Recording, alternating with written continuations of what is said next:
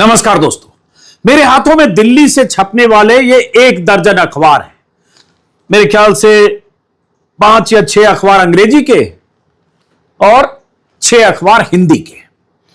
और इन अखबारों में राहुल गांधी ने जो कल खुलासे किए वो खबर कैसे छपी है, किस तरह से बीजेपी की तरफ से, बीजेपी मीडिया सेल की तरफ से, पीएमओ की तरफ से अखबारों में फोन किया गया, अखबार में शीर्ष पदों पर बैठे लोगों को कहा गया कि अगर राहुल गांधी की खबर आप छापते हैं तो चुनाव आयोग ने जो जवाब दिया है वो भी छापें और प्रमुखता से चुनाव आयोग की खबर को लीड बनाएं।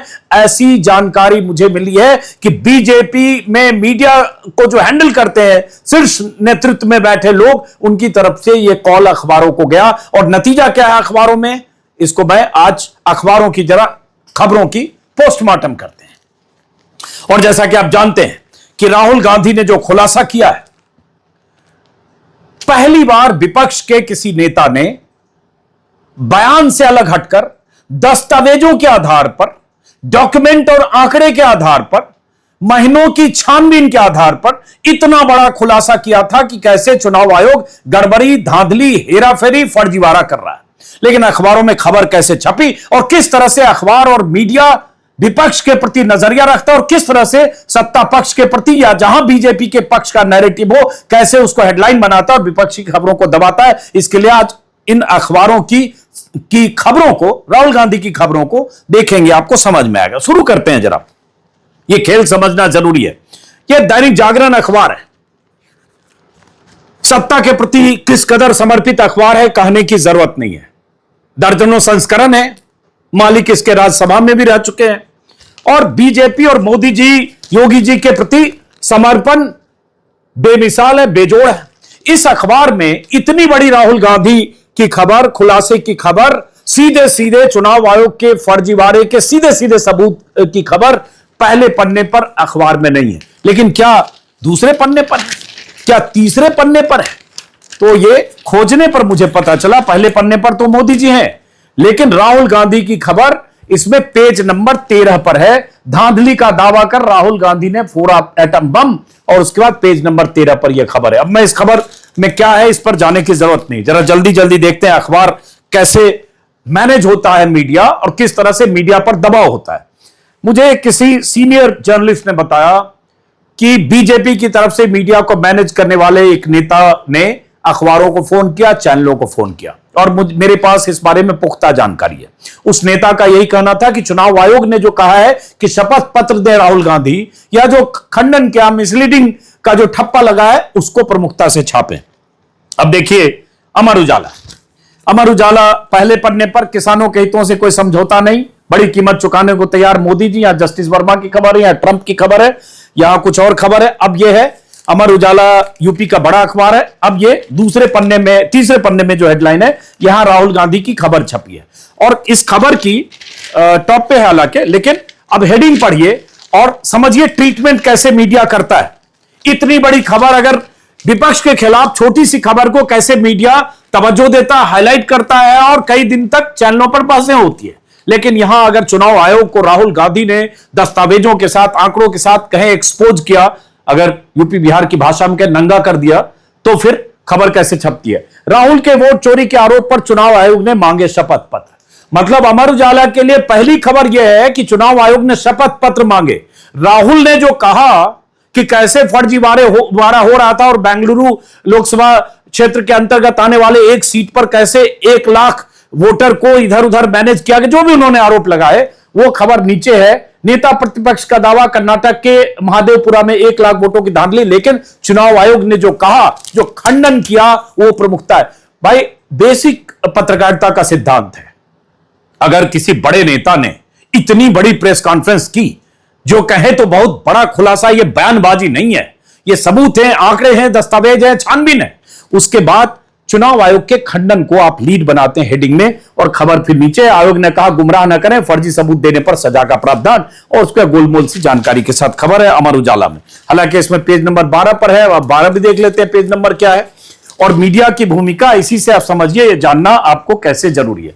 12 नंबर पेज पे क्या है भाई, 12 नंबर पेज पे भाजपा और इसी की मिलीभगत, आयोग नहीं दे रहा डेटा, राहुल गांधी का छोटा सा है और भाजपा का एक बयान है। यह हो गया अमर उजाला।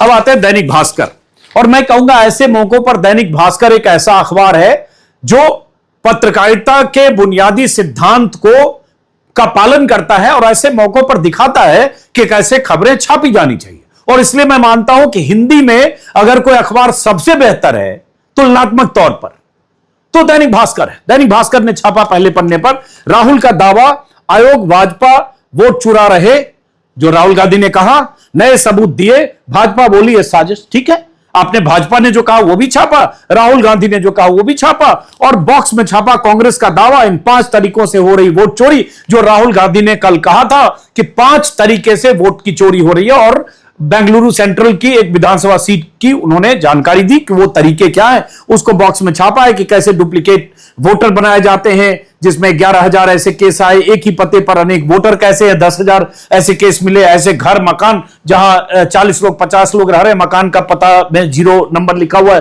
फॉर्म 6 का गलत इस्तेमाल, फर्जी और अमान्य पते, अमान्य तस्वीरें, तो बॉक्स में छापा। और उसके बाद जो भी आयोग ने कहा कि आप महाराष्ट्र और कर्नाटक के सीईओ की तरफ से जो कहा गया कि वोटर्स की सूची राहुल से मांगी जिनके गलत तरीके से जोड़े गए, और एक शपथ पत्र भी मांगा ताकि उचित कार्रवाई हो सके, यहां छापा। यही तरीका होना चाहिए जो भास्कर ने छापा। लेकिन फिर बाकी अखबार और आते हैं। यह दैनिक हिंदुस्तान है, बहुत बड़ा अखबार है, राष्ट्रीय अखबार है, इसके भी कई संस्करण है। पहले पन्ने पर किसानों के हितों से समझौता नहीं। अब मोदी जी कुछ भी कहें तो सबसे बड़ी खबर है, किसानों के हितों से समझौता नहीं। और किसानों के साथ क्या हुआ इस देश में, क्यों किसान आंदोलन हुआ, क्यों सरकार को घुटने के बल झुकने पड़े, और किसानों की आमदनी दोगुनी हो गई कि नहीं इतने सालों में, इस पर कोई सवाल भले ना हो, लेकिन मोदी जी ने बोला प्रधानमंत्री ने छापना भी चाहिए। लेकिन क्या इस पहले पन्ने पर राहुल गांधी के इतने बड़े खुलासे के लिए जगह नहीं थी? तो पहले पन्ने पर नहीं है, कैश कांड की खबर है। लेकिन आजकल अखबारों में 3 नंबर पेज पर फिर हेडलाइन होती है, तो यहां है राहुल को मिला इंडिया गठबंधन का समर्थन। हेडिंग से समझ में नहीं आएगा कि राहुल गांधी ने क्या कहा, इंडिया गठबंधन का समर्थन, चूंकि इंडिया गठबंधन के नेताओं की रात में एक बैठक हुई थी जिसमें राहुल गांधी ने फिर से अपना प्रेजेंटेशन दिया था और सबूत दिखाए थे। ये हेडिंग है, और उसके राहुल के जो आरोप है उसमें ये बॉक्स में है, और उसके बाद इस तरह से खबर है। चलिए 3 नंबर पर ही सही, बट एक खबर छापी गई, और उसके बाद पेज नंबर 13 पर भी हिंदुस्तान में खबर है। 13 नंबर पे क्या है, वोट चोरी पर आर पार को तैयार इंडिया, और 13 नंबर पर फिर इंडिया गठबंधन की जो रात में देर शाम कहें रात को जो बैठक हुई जिसमें राहुल गांधी ने प्रेजेंटेशन दिया, वो सब इसमें खबर है। ये दैनिक हिंदुस्तान है। अब ये आते हैं नवभारत टाइम्स, बड़ा अखबार है, बहुत पुराना, राष्ट्रीय, टाइम्स ऑफ इंडिया ग्रुप का। पहले पन्ने पर ट्रंप के टैरिफ से एकजुट हुआ ब्रिक्स, और उसको डेटा देकर राहुल बोले वोट चोरी हुई, और चुनाव आयोग ने कहा गुमराह न करे, लिखित में शिकायत दे। यही कहा गया था कि चुनाव आयोग को प्रमुखता दीजिए। अरे चुनाव आयोग तो हमेशा मिसलीडिंग कर ही रहा है। मैं भी लगातार पिछले 7-8 दिनों से एसआईआर को लेकर तमाम जानकारियां, खबरें, फर्जीवाड़े की जो शिकायतें आ रही है, मृतक को जिंदा करके फर्जी दस्तखत करके उन्हें वोटर बनाया गया है, एक घर में 250-200 लोग हैं, ऐसी तमाम जानकारियां मैं ड्राफ्ट लिस्ट की पीडीएफ कॉपी के साथ शेयर कर रहा हूं। चुनाव आयोग को जानकारी नहीं दे रहा है, जवाब नहीं दे रहा, मिसलीडिंग भी नहीं कर रहा है। लेकिन राहुल गांधी के दावों को मिसलीडिंग करके चुनाव आयोग नोटिस दे चुका है। तो ये चाहते थे बीजेपी वाले, चुनाव आयोग वाले, पीएमओ वाले कि चुनाव आयोग को प्रमुखता से दे, खबर दे। खैर यहां है उसका, इसमें पेज नंबर 7 पर एनसीआर एडिशन है, पेज नंबर 7 पर भी ये खबर कही है, कर्नाटक में वोट चोरी, बीजेपी को मिला सीधा लाभ, राहुल गांधी, और राहुल गांधी की खबर है कि कैसे वोट चोरी हुई। उसके बाद पहले पन्ने पर यहां भी है मोदी जी की तस्वीर के साथ। अब यह नवोदय टाइम्स, ये पंजाब केसरी ग्रुप का अखबार है। पहले पन्नों पर यहां मोदी जी हैं, भाजपा ने आयोग से मिली भगत कर चुनाव में की धोखाधड़ी, राहुल गांधी की खबर है। लेकिन जितनी बड़ी खबर है उसके हिसाब से जो प्रमुखता मिलनी चाहिए नहीं है। पेज नंबर 7 में क्या है, पेज नंबर 7 में उसी का शेष है। ये नवोदय टाइम्स है। अब आते हैं टाइम्स ऑफ इंडिया, अंग्रेजी अखबार। टाइम्स ऑफ इंडिया ने अंग्रेजी अखबार में मानूंगा times of India, Indian express और द हिंदू ऐसी खबरें छापते हैं और बहुत प्रमुखता से छापते हैं, एक्सप्रेस और हिंदू खास तौर से।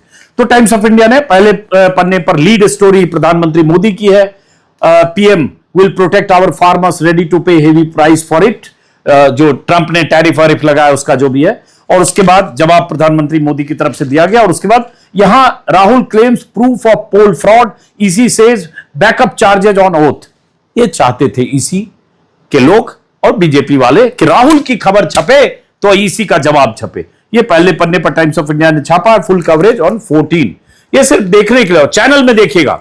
कल मैंने देखा नहीं, शाम को हम सब व्यस्त थे कि किस तरह से चैनल खबरें दिखा रहा है, लेकिन मैं आज तक को मानूंगा कि आज तक लगातार राहुल गांधी का प्रेस कॉन्फ्रेंस आज तक ने दिखाया। एबीपी दिख रहा था, उसमें भी दिखाया। शाम को क्या बहसें मुझे नहीं पता, बट उन बहसों की दिशा और एंकर्स और संपादकों के हथियारों का रुख 24 घंटे में मुड़ने वाला है। आज शाम से आप देखिएगा, अब वो दिशा बदलेगी और राहुल गांधी की घेराबंदी होगी। चुनाव आयोग से जो खबर आएगी, खंडन आएगा उसके हवाले से, या बीजेपी जिस तरह से घेराबंदी करेगी। 12 पेज नंबर 14 पे इसमें 1 लाख वोटर कैसे कर्नाटका में एक सीट को कैसे दाएं बाएं कर सकते हैं अगर वोटर लिस्ट में धांधली गड़बड़ी है तो ये अंदर के पेज पे छापा है राहुल गांधी के हवाले से। चलिए, तो मैं मानूंगा कि ओके है, टाइम्स ऑफ इंडिया ने कम से कम प्रमुखता से छापा।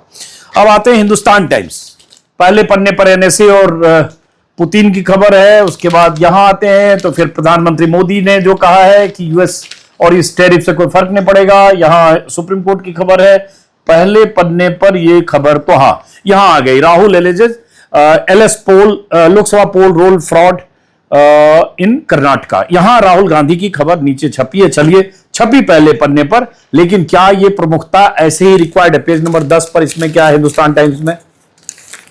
हिंदुस्तान टाइम्स में पेज नंबर 10 पर अगर देखें, हां यहां पेज नंबर 10 पर है कि 1 लाख वोट चोरी हुआ, राहुल गांधी के आरोप। यहां पेज नंबर 10 पर है। यहां एसआईआर को लेकर और इसको लेकर जो इंडिया ब्लॉक की मीटिंग हुई। तो चलिए, अंदर के पन्ने पर है, पहले पन्ने पर इसको टॉप में कम से कम यहां प्रमुखता मिलनी चाहिए, हाफ टॉप शेयर होना चाहिए, क्योंकि राहुल गांधी की बहुत बड़ी खबर है। अगर प्रधानमंत्री की खबर इतनी बड़ी छापते हैं, छपना भी चाहिए। देश के सबसे बड़े नेता है, सबसे बड़े दल के, सत्ताधारी दल के सबसे बड़े चेहरे हैं, सत्ता के शीर्ष पर हैं, तो छापना चाहिए प्रधानमंत्री का हर बयान। लेकिन क्या नेता विपक्ष अगर इतना बड़ा आरोप लगाता है तो क्या यहां उसको तवज्जो नहीं मिलनी चाहिए? हिंदुस्तान टाइम्स, हिंदू की मैं तारीफ करूंगा, शुरू में भी मैंने तारीफ की। हिंदू ने इस खबर को लीड बनाया है पहले पन्ने पर, इलेक्शन स्टोलन, और उसके बाद EC demands proof under oath.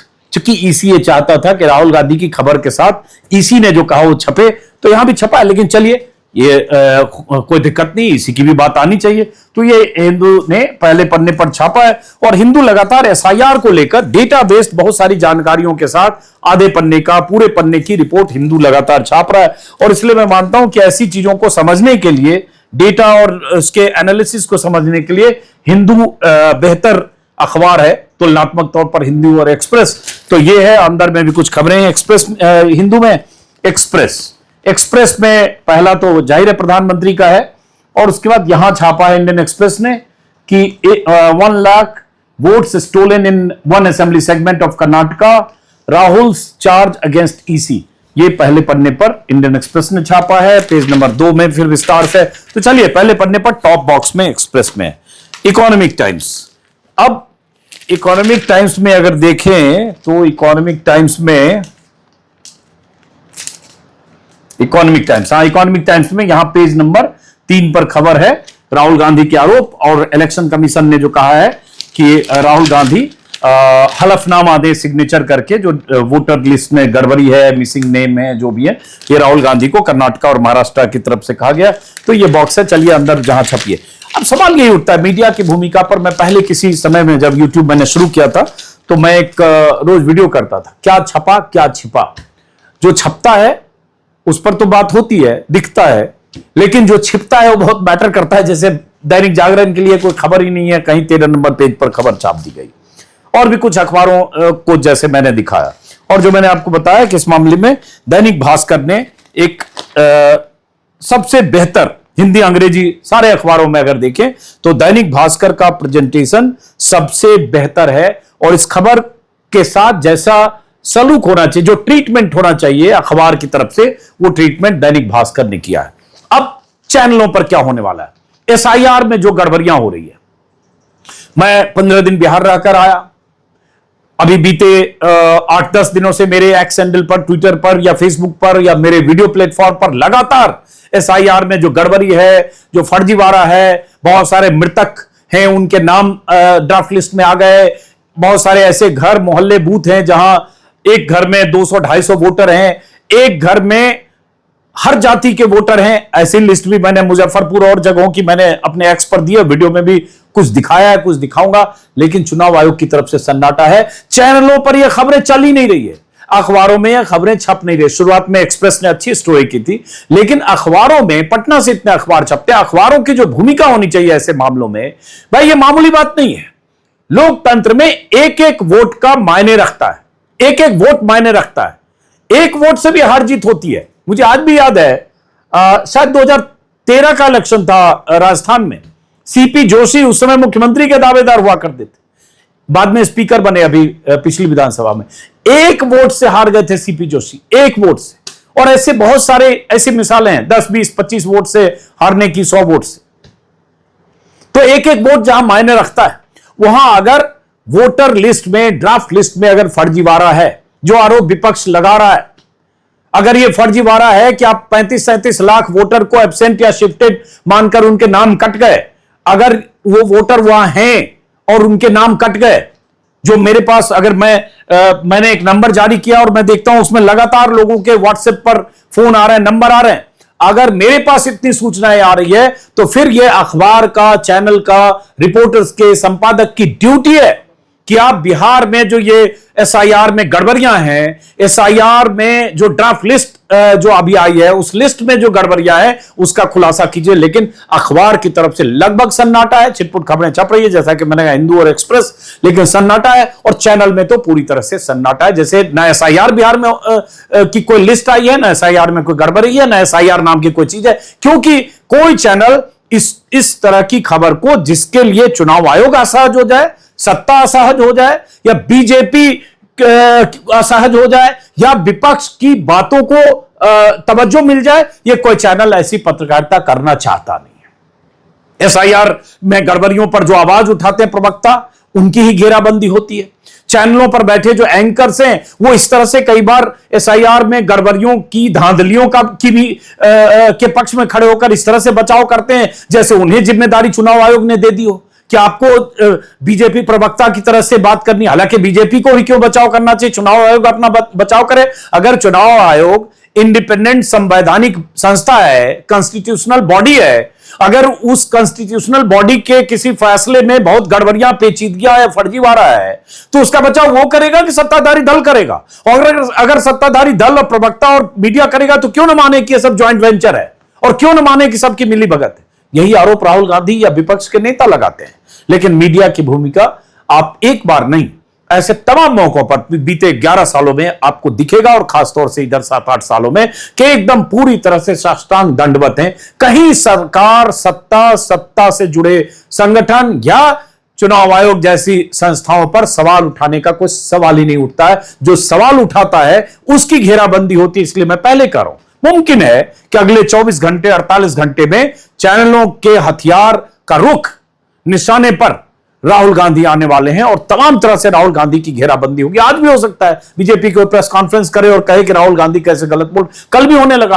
और उसके बाद एक तर्क यह दिया जाने लगा, दिया जाएगा, दिया जा रहा है कि भाई अभी राहुल गांधी कर्नाटक के किसी एक विधानसभा सीट की बात कर रहे हैं, भाई कांग्रेस के समय ये हुआ, तो फला सरकार में ये हुआ, पिछले 50 साल में ये हुआ।